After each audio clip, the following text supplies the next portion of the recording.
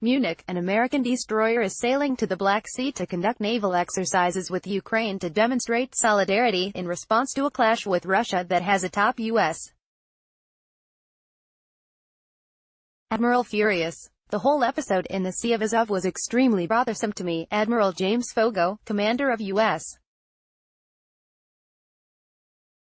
naval forces in Europe and Africa, told reporters on the sidelines of the Munich Security Conference over the weekend. Russian forces fired on 3 Ukrainian naval vessels that attempted to pass through the Kerch Strait, the narrow waterway that connects the Black Sea to the Sea of Azov, and arrested the sailors in late November. The maritime incident was the first public act of violence by Russian forces against Ukraine since 2014, when unmarked Russian fighters helped annex Crimea and invade eastern Ukraine.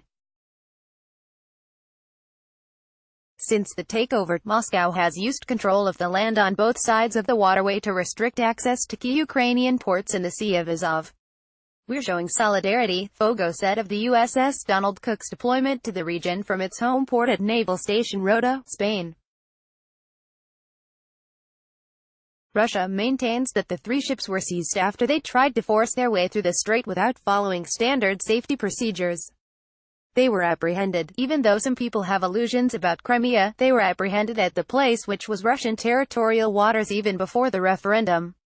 Russian Foreign Minister Sergei Lavrov said, in reference to the vote, that Moscow cites as the basis for its claim to sovereignty over the Crimean side of the strait, during a Saturday panel at the Security Conference, at which world leaders have gathered annually since the Cold War.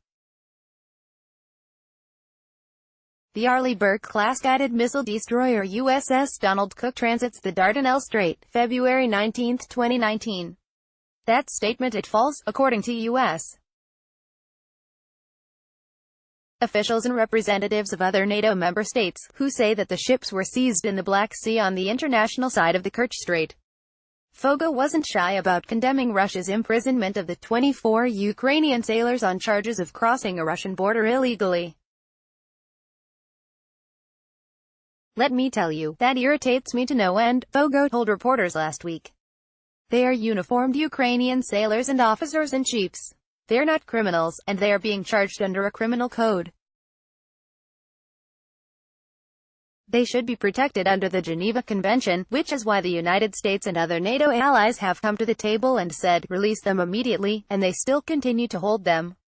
That is just absolutely wrong, and it is not the kind of behavior that you would expect from a major power, which Russia wants to be." The U.S.-Ukraine joint exercises were planned in conjunction with European Union negotiations over new sanctions on Russian individuals involved in the Kerch Strait incident, according to a European diplomat. Ensign Shay Timmons, left, and Lieutenant J.G.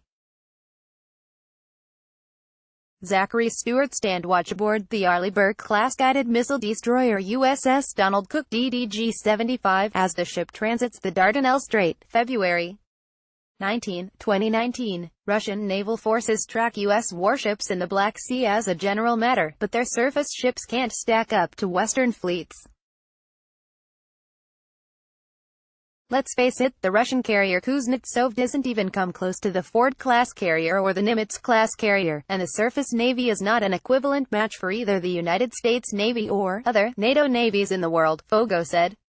The confrontation is most dramatic example of a series of Russian actions, including the construction of a low bridge over the strait that has hampered Ukrainian access to the Sea of Azov, home to the major Ukrainian port city of Mariupol. Ukrainian President Petro Poroshenko worries that Russia is trying to set the stage for an annexation of the economically troubled city, but Foggo disagrees. "It's economic strangulation," he said.